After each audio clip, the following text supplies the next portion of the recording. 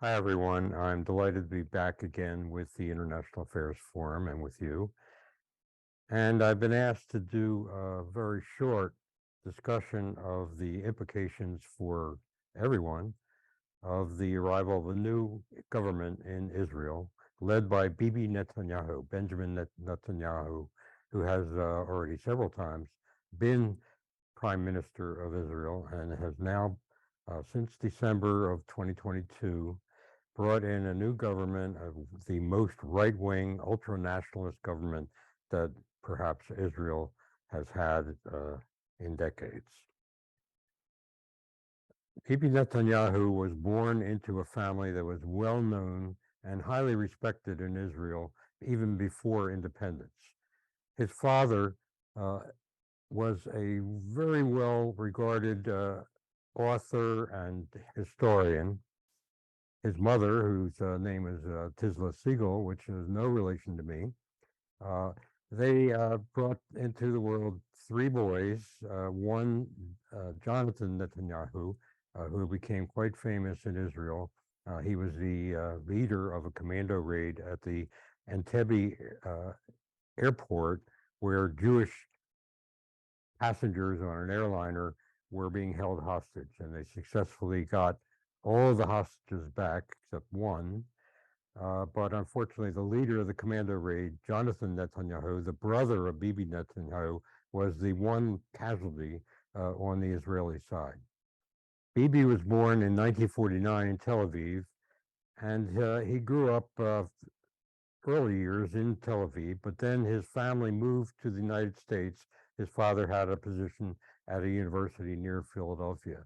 Bibi went to normal public schools in the Philadelphia area, although I would say the neighborhood, the area that he was living in the suburbs, was a rather well-to-do, fairly well-to-do, upper middle class, largely Jewish neighborhood.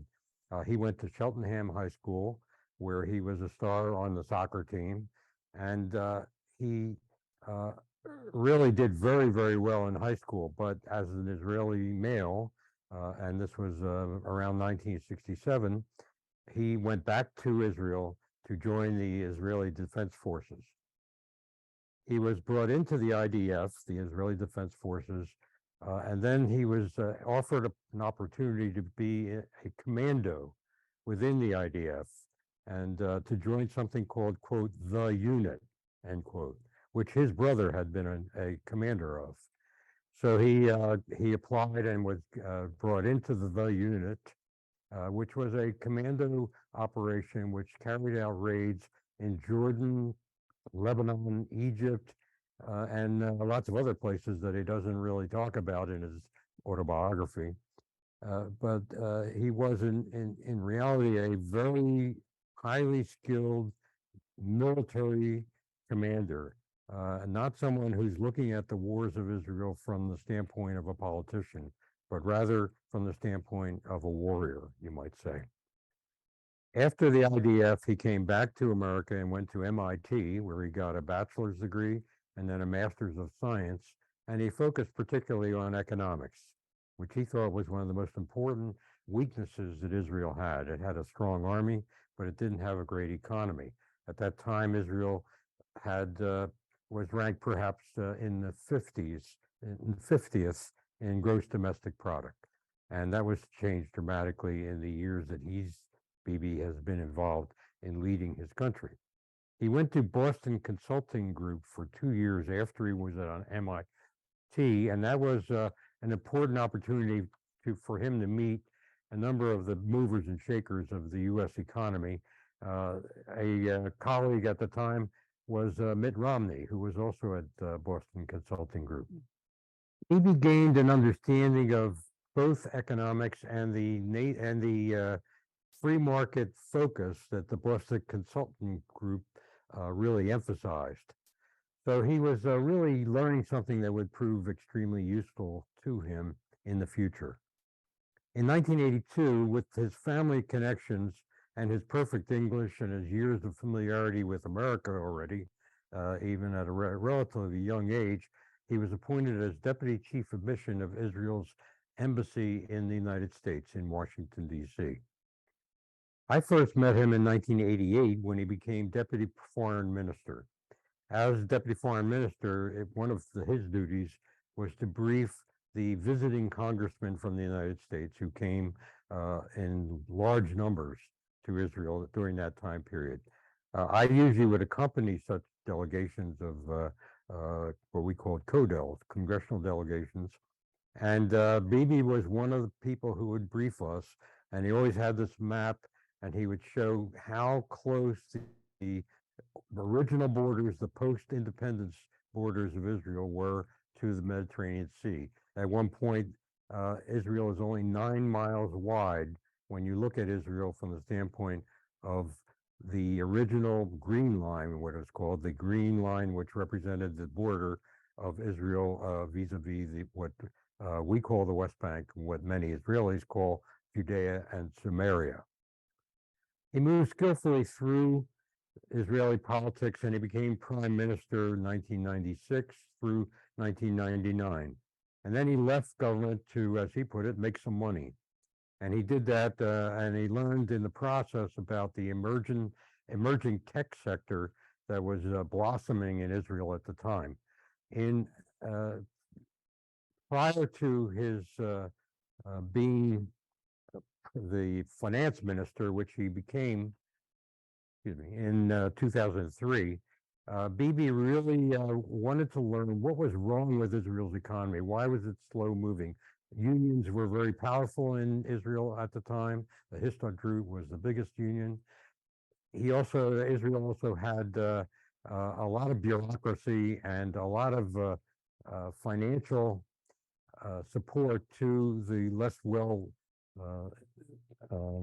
well off people in the society. He intended throughout his political career to institute a policy of deregulation and less government intervention and an open market. He wanted to get Israel up on that ladder of developed countries to where it was in the top 10. That was his goal, and he eventually did achieve that goal. The reforms that he instituted are still really in effect in Israel and one of his greatest accomplishments. I arrived in Israel in 1988 and served there through 1991 as counselor for political military affairs at the U.S. Embassy. I was in daily contact with Israeli military leaders and with a number of defense intellectuals. My wife, Karen, was at the Tel Aviv University writing a book. And so we had an interesting mix of contacts, which covered a broad spectrum of the thought behind what Israel needed to do to achieve its goals of security and development, financial success. I also made regular visits to what we were calling the occupied territories, and still call, the West Bank and the Golan Heights. But also I made a once-a-month visit to Gaza. As you see here, these photographs are from 1989. And you see the weapon of choice for the Palestinians is to throw stones. The Israelis answered back with rubber bullets and tear gas. And the confrontations that took place in Gaza were sometimes quite poignant and heartbreaking, that the Palestinians who were not throwing stones simply wanted to live a normal life in their quite beautiful parts of it, Gaza. But there were refugee camps in Gaza, and these were the source of most of the stone throwing that we experienced when I visited there. At the time that we arrived, Israel was still developing, and here you see what is a rather unique kibbutz in the north in the Galilee region. This one happens to have been where Moshe Dayan grew up, and it is an example of a sort of agricultural country that was making real progress in the agricultural field, but was not yet a technology leader. In 1991, tensions escalated in the regions at the last year of my service there and Karen's service there, and it culminated in the Gulf War. Karen and I were living in downtown Tel Aviv in a very nice apartment building, and when it became clear that Saddam Hussein was planning to launch large warhead Scud missiles at Israel, we prepared the embassy staff for what was coming, and we also got a chance to get American Patriot anti-missile systems into Israel, and that was a very successful part, at least psychologically. It was an important change. We stayed in our nice apartment in downtown Tel Aviv, which meant that the incoming warheads, which got to Tel Aviv, were pretty much landing in our neighborhood. There were 32 such attacks while we were there, and it's part of the memory that we have of our service in Israel. And here you see some scenes from that period. When the warheads landed, they would tend to destroy a building, just collapse it down to the ground. But at the same time, most of the warheads missed their targets. We went into our sealed room, which happened to be our kitchen, and waited out the attack wearing our gas masks. When we went back to Israel a number of times, but when we went back this year, in July 2022, we saw a country that had been transformed. The infrastructure was totally rebuilt and very, very modern, including the tech infrastructure, I should add. The fiber optic cabling of the country was almost 100%. The population grew in the period from when we first went there in 1988, when it was 6 million, to 9.2 million today. In that 6 million, while we were there, 1 million Soviet Jews arrived in Israel and were absorbed into the culture and the economy to varying degrees. And these million plus arrivals represented some of the best educated people in the Soviet Union. So they really played an important role in the explosion of technology that took place in Israel in the intervening period after their arrival. Israel's 9.2 million today includes about 21% as Israeli Arabs. Now here you can think about what are the divisions in this society. The European Jews, who were largely responsible for the creation of the state, the Ashkenazi Jews, the Sephardic Jews, who many of whom were expelled from Arab countries after independence, the Israeli Arabs, who break down into Sunni Arabs, Shia Arabs,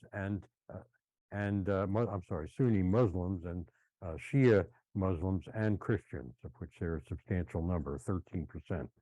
And then there are groups that are smaller in number but important, the Druze, who have a secretive religion that they don't discuss with outsiders, and they live mainly in northeastern Israel, up around the border with Lebanon and Syria, and the Bedouin, who are mainly down in the south. It's a very diverse population.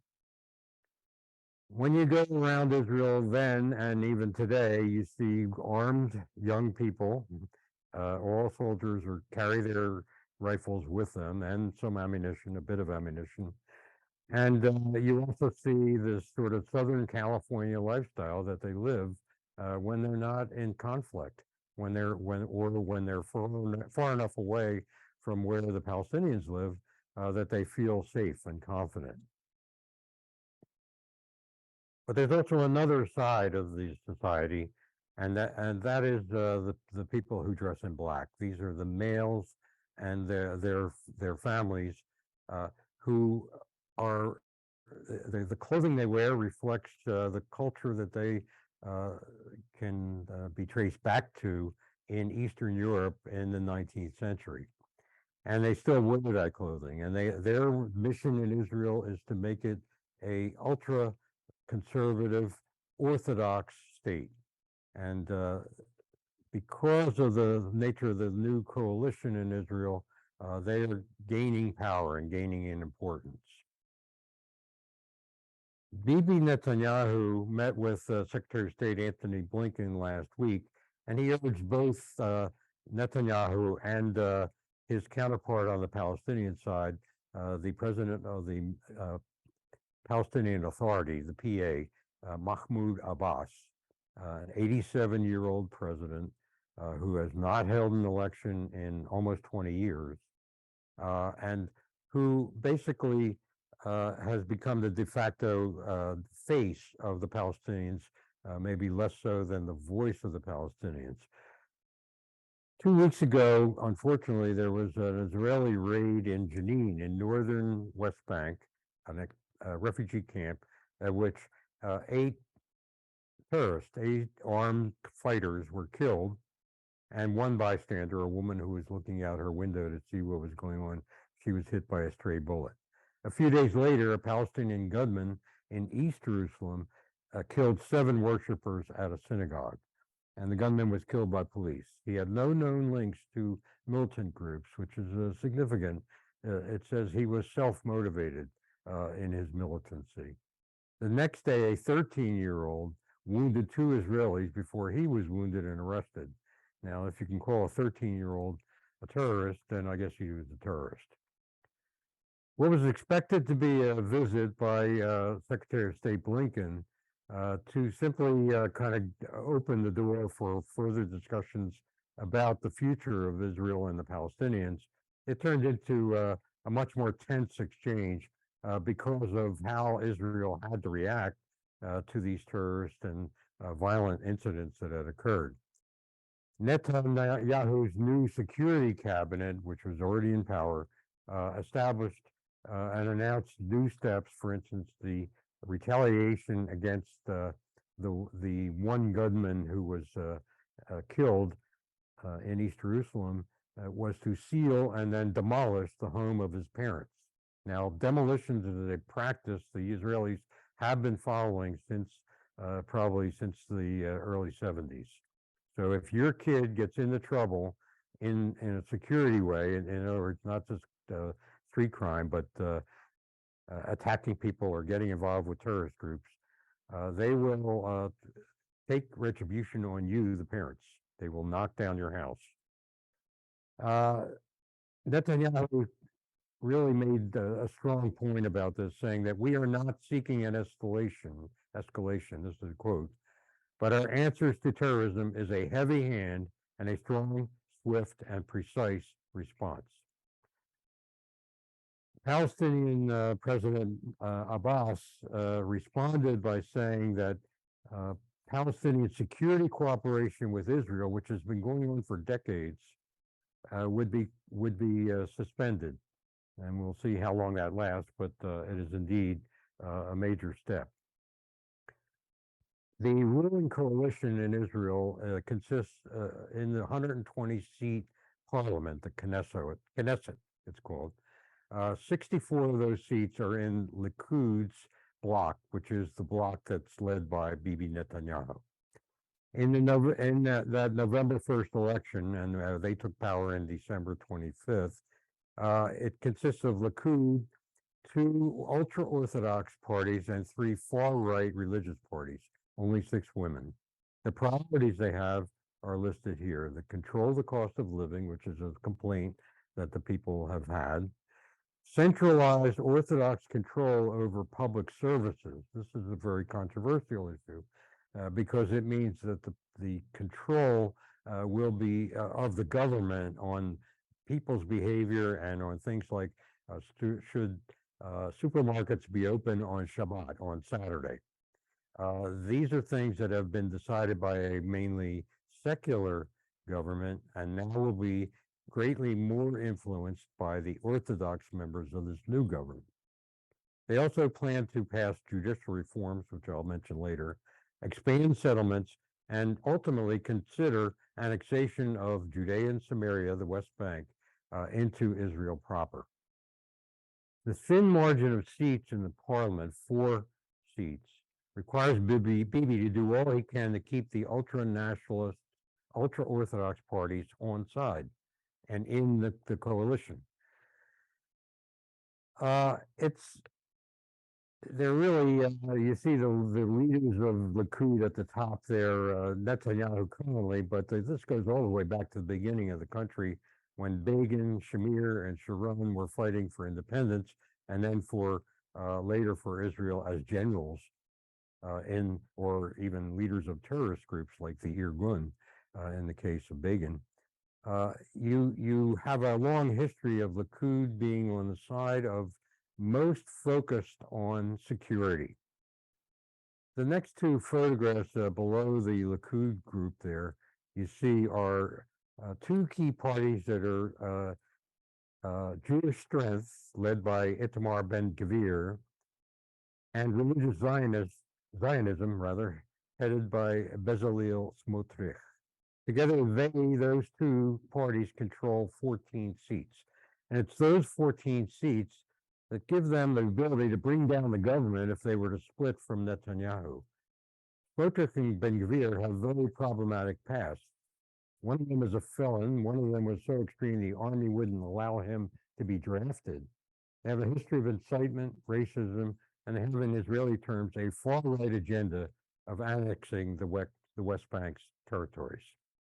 Some would argue that their real purpose is to cause the Palestinian administration, the PA, the Palestinian Authority, to collapse and to take over the West Bank completely and rewrite the agreements that have been made in the past and the arrangements whereby the Palestinian Authority has nominal control for today over about 40% of the West Bank. We'll soon see whether they're able to do that. Ben-Gvir has already made a trip to a shrine which is located, if you know where the Wailing Wall is in the old city of Jerusalem. Above it is the Al-Aqsa Mosque on the right, and the Holy Sanctuary, it's called, a temple built by the King of Jordan, where there is a rock. The Dome of the Rock is what it's commonly referred to. On the rock is a footprint. And to believers, it is the footprint of Muhammad when he stepped off the earth and went to heaven. It is the 3rd holiest site in Israel, and in Islam, rather, and it happens to be in East Jerusalem. Now, this coalition is hard work for Bibi, and that's him saying oy vey, I think. But it's a tough job to keep all these parties lined up, because without 4 of the members of the Knesset, he loses his majority, and they will have to call an election. Bibi's response when people worry about this coalition and their right-wing, ultra-nationalist, ultra-religious bent is to say what you see here. They're joining me. I'm not joining them. I have 2 hands firmly on the steering wheel. I won't let them do anything to the LGBT people in our community or to deny our Arab citizens their rights or anything like that. But he's got a handful, as you can see, these 3 personalities and the parties that they represent are going to be very difficult to manage. Now, on the other side of that, though, is if they threaten to pull out of the coalition, they lose the coalition as well. The coalition collapses, and it could easily be that a more left-leaning government is elected by the Israeli population. There was a very narrow difference of 48% voting on left or anyone but Bibi on one side of the election, and then about 49% who voted for Bibi and his right-wing coalition. One key item that's already come up involves the new Justice Minister, Yariv Levin, who wants to do away with the independence of the Supreme Court. Israel does not have a constitution, So all Supreme Court decisions are based on previous decisions of the Knesset, the parliament. And they all are gathered together in something called the Basic Law. So the Supreme Court has been is well known as being quite independent and often not towing the line with the existing government at the moment. And that's in issues such as the Jewish settlements on the West Bank, annexation of the West Bank, or undermining the independence of the judiciary. These seem to be objectives of this government, but the judiciary intends to hold on to its power. Some versions of the what they're talking about is called the override clause, where the Knesset will be able to vote out by a simple majority any law that they think is inappropriate. And so it really vastly changes and reduces the power of the Supreme Court.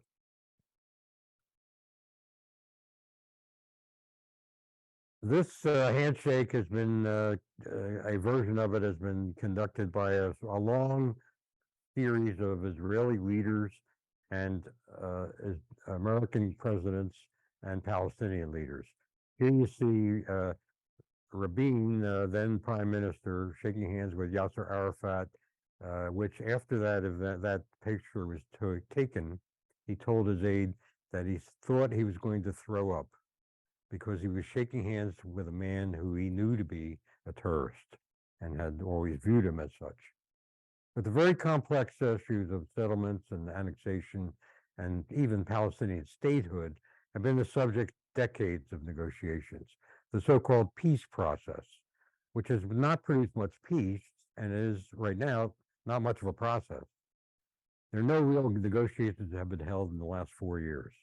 The fundamental framework for a peace settlement centers on something called the Oslo Accords, a pair of agreements between Israel and the Palestine Liberation Organization, the PLO, of Yasser Arafat. The Oslo I Accord was signed in 1993, and the Oslo II Accord was signed in 1995. Let's look at the map. Israel would just about fill the lower part of Lake Michigan. To give you some sense of the size of it, it's roughly the size of the state of Delaware, if that means anything to you. The West Bank is about the size of Manhattan, a little more than Manhattan, maybe a couple extra miles outside of Manhattan. The Gaza Strip is actually smaller than Manhattan. These areas were annexed, they were captured by Israel, and the three areas referred to on the left there, the Golan Heights, the West Bank, and the Gaza Strip, and the Sinai Peninsula were all captured by Israel in the 1967 Six-Day War. And then, since then, Israel's been trying to figure out what to do about each of these areas. But you can see that we're not talking about huge areas here. We're talking about small pieces of territory that are heavily populated. This slide shows you the plan, its current state of play, you might say. Area B, which is in yellow, represents roads, access routes, and Jewish settlements, and is jointly administered by Israeli forces and Palestinian police. And it is the responsibility, though, of the Israeli government to provide security in these yellow areas. The white areas are intended to be and are presently under exclusive control of the Israeli government.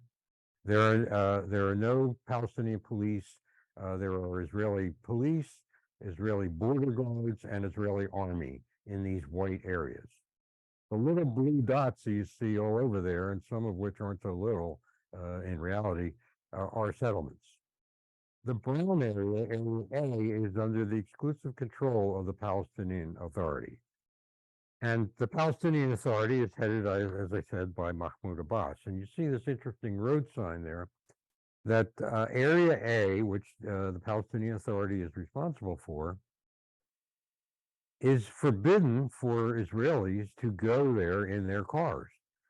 This is an area that is exclusively under the control of the Palestinian Authority at the moment. Now, just some more maps. Israeli occupation really resulting from the Six-Day War in '67 has been an ongoing problem, and the Israelis have tried to deal with it in stages.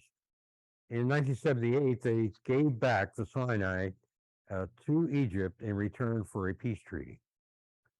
In 2000, they withdrew from a security zone that they had established in southern Lebanon, and that has then since been repopulated by Hezbollah, a terrorist organization devoted to the destruction of Israel. In 2005, they occupied, they completed a 100% withdrawal from Gaza, and they turned that over to the Palestinian Authority. That only lasted a couple of years, and then the Palestinian Authority were defeated in a street battle by a terrorist group called Hamas, which currently runs Gaza today. On the far right, you see President Trump's Vision for Peace map, which was developed by Jared Kushner, his son-in-law, and his small team. And it has a number of complex and, let's say, creative proposals, but it wasn't there long enough to achieve any form of implementation. There are several intractable obstacles that I've already mentioned, like the settlements, the borders, the security problems, the status of the Palestinians in any agreement, where they can go, what passport they will have, who will administer the West Bank overall. But perhaps the most difficult is the status of Jerusalem. Here you see the old city. On the lower right, that's the Wailing Wall, where Jews go to pray, and they leave a message for God in the cracks between these stones. The stones represent the foundation stones of the Second Temple, the Jewish temple, which was located there and which was destroyed in the 1st century AD. Above there, you see the golden dome of the Dome of the Rock. And the Dome of the Rock is where that footstep of Muhammad can be viewed if you're able to get in there. And then just to the left there is the Church of the Holy Sepulchre, where it's believed that Jesus was crucified, and that on that site. And there are 11 chapels of various Christian denominations inside the church to note that, and it's at the end of the stages of the cross, a narrow street in the old city. In 2022, East Jerusalem had a population of 595,000 inhabitants, of which 61% were Palestinian Arabs and 39% were Israeli Jewish settlers. Now, a lot of these, quote, settlers were not there for religious reasons. They were there to find cheap housing, or cheaper housing. It wasn't really very cheap, but it was cheaper than what you could get in the old version of Jerusalem, the historic part of Jerusalem that had been under Israeli control since 1948. Now, the new government in the circled area you see in this map is Area E1, it's called. We, the United States, and Israel have long agreed that they won't build settlements there. The Israelis won't build settlements there because to do so would split the majority of the Muslim population from the two biggest cities near Jerusalem, Ramallah and Bethlehem. And so this area E1 has been off limits for settlements, but the new government is intending to begin developing those settlements and to populate that area in the striped blue area with Jews. And this will really divide the future Palestinian state, if there's going to be one, in half. This will, I think, greatly complicate the future negotiations, if there are going to be negotiations with the Palestinians. Now, people worry about the right-wingers and extremists in the new Israeli government, but actually they don't have to go very far to find the ideology. Bibi, in this latest autobiography of his, which came out in late 2022, he spells out in very clear terms what his beliefs are, and they are that Israel will not go back to any situation that puts in danger the security of the Jewish people in that part of the world. He doesn't believe in what has been the driving force behind negotiations up to this point, the so-called two-state solution.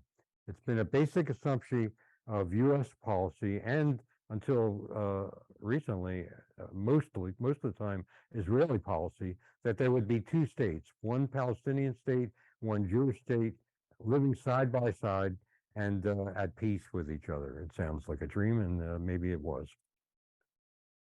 Drawing on an article that some of you may have read by Tom Friedman about what's going on in Israel on December 15th in the New York Times. And so many other sources. There's a now prevailing view is that the two-state solution is on life support if it's alive at all. So what was it? What is it? The two-state solution would establish this independent Palestinian state alongside Israel. Two states for two people. The United States, the UN, the Palestinians have all used this as their goal, at least until the new government took office. As far back as 1993, the Israeli government and the PLO, represented by Yasser Arafat, agreed on a plan to implement a two-state solution. That was the Oslo Agreement. While it was never fully implemented, it did project that 93% of the West Bank would be under Palestinian control. Now, unfortunately for the prospects for a peace agreement, what happened in Gaza has taught the Israeli public some bad lessons. When Gaza was taken over by Hamas, the Palestinian leadership, the Hamas leadership, began to devote themselves to firing rockets and carrying out attacks against southern Israel from Gaza. And they dug tunnels, and these aren't, they look like more like subway tunnels than just sort of little narrow paths. They're concrete lined tunnels that crisscross across Gaza. And they built factories for building rockets. And they've been firing those rockets at southern Israel really pretty much ever since. The Israelis have responded, they've attacked Gaza a couple times in a very serious way, but they've been unable to stop this activity by Hamas. And that's exactly what the Israeli public does not want to be happening if the West Bank is going to achieve its independence. If West Bank Palestinians are going to be firing rockets at pre-1967 Israel, then they'll be blanketed with rockets all the time, and all of their population centers will be under attack.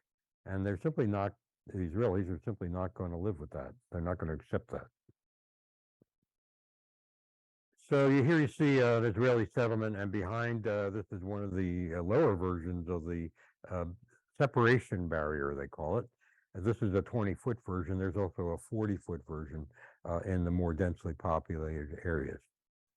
But issues like where the final settlement borders would be, where settlements will be allowed to remain, and where some might have to be dismantled, these are completely unresolved. And what land would they reserve for future settlers? One of the demands of the Palestinians is what they call the right of return. You see on the right side a map which illustrates that at the time of independence, 774,000 Arabs moved out of Israel. They were forced out, they were compelled, or they voluntarily didn't want to live in a Jewish state. For a variety of reasons, they left Israel and they moved into refugee camps. At that time, 774,000, that was equivalent roughly to the number of Jews who were being expelled from Arab countries in the same post-independence period between 1948 and 1967.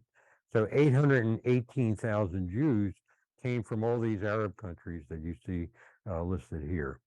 Two sets of refugees, one Arab and one Jewish. But of course, this is not how the Palestinians see it. They refer to the independence of Israel as al-Nakba, the catastrophe. And they still use that term. And it is how they view what happened to them. Now, and in some ways, they were aided and abetted by the United Nations. A special UN agency was created for Palestinian refugees. And they have allowed Palestinians to be viewed as refugees from one generation to the next. So that you don't, in most places, you're a refugee until you arrive somewhere and are integrated into a society, and then you become not a refugee. Your children are not refugees. That's not the case in Palestinians' case. That's why 774,000 refugees in 1948 became 6.4 million today. And they still are classified and supported by the UN as refugees. New unauthorized Israeli settlements have grown up significantly in the past 10 years. You see on the left what it starts to look like at the beginning. You know, they put up a tent, they put up a flag, and they have a religious ceremony. It then moves on to a more developed look on the right of this slide, where it begins to take on the nature of, let's say, suburban townhouses. It's an irony in all this that most of the construction work is being done by Palestinians. It's a steady job, and they have developed the skill sets to build houses. And so they are in a situation where they feel bad about what they're doing, but it's a living wage, and it's an opportunity for them to have enough money to raise their kids. It's true in many other ways in the Palestinian society that they feel somewhat like they're collaborating with the Jews, and they don't like it, but there's not a lot they can do about it. The Israeli government tries to keep these settlements secure within the bounds that I mentioned earlier, where they're not allowed to go everywhere, and they can't go to parts of Palestine, let's call it, that are under exclusive control of the PA, the Palestinian Authority. But as we noticed in the attack on the refugee camp in Jenin 2 weeks ago, the army can go into even Area A if they feel there's an impending terrorist attack or a terrorist cell that's planning such an attack. Then they will go after them and attack them and deal with them. But the level of security, certainly initially in a settlement like the one on the left, changes over time, and you see now higher walls. These are closer to Jerusalem proper, and in the background is a settlement. And these settlements are growing and spreading, and the new government is extremely unlikely, to limit the growth of settlements. And it begins to look something like this. You can see the lonely Palestinian flag flying over the wall, but in the background you see basically a Jewish city that's been created, a settlement. Now I want to turn in conclusion to some of the efforts of the Trump administration. President Trump moved the U.S. Embassy from Tel Aviv, which is where it was when I was serving there, to Jerusalem. That was convenient to the American embassy officers who served there, because the government was always in Jerusalem. Except, I was the one exception. The defense ministry was in Tel Aviv because it would be farther away from the border. And so the defense ministry was in Tel Aviv, so my counterparts were in Tel Aviv as well. But Israel was delighted to have President Trump move the embassy. The embassy was moved into what had been a consulate that served the Palestinians. And so that new plaque was put up. The president's daughter and Steve Mnuchin were there for the official opening of the building. And the Israelis gave a piece of land, now this happens to be in West Jerusalem, to the United States for a future permanent embassy building. And they renamed that area Trump Heights. President Trump also recognized the something that the Israeli government had already done, which they had announced that they were going to annex the Golan Heights in the northeast corner of Israel. There is this elevated area that used to be under Syrian control and is now has been under Israeli control since the '67 war. The Golan Heights were annexed by Israel, and then during President Trump's presidency, he recognized the Golan as an Israeli sovereignty over the Golan Heights. And now you see a Palestinian woman gathering grapes, since this is a major wine producing area of interest to this area, and wine bars, and some of them decorated with fake Israeli army outposts, cutaways of soldiers, things like that, that to make it look like there are soldiers there, because in fact there are very few. There's been a very stable situation on the border, on the Golan Heights themselves. Just below the heights, however, Iran has been attempting to build camps and build production facilities for rockets that would fire over the heights into northern Israel. Now, perhaps the most important step that President Trump has taken and took with, of course, with Israel, was something called the Abraham Accords. The countries in orange are countries which have normalized relations with Israel. The countries in the sort of pinkish red they have a warming relationship with Israel, and indeed Saudi Arabia, perhaps the most important case. Saudi Arabia has allowed overflights of Saudi territory by Israeli commercial airliners, so that they can get back into business, because they were kind of cut off there. The countries of the Gulf region, the UAE and Bahrain and Oman, are all having a warming relationship with Israel, and way within Morocco and Mauritania are talking to Israel. Morocco has actually developed a close relationship with Israel, and in return, Israel has stated that the Western Sahara, a disputed area, belongs to Morocco. So they're giving rewards to those countries that will acknowledge their existence, because for the longest time, there was not an Arab state that would acknowledge the right of Israel to exist. The offshoot of the Abraham Accords has been these diplomatic ties that have been created in varying levels of intensity so far, and trade, an enormous outburst of trade.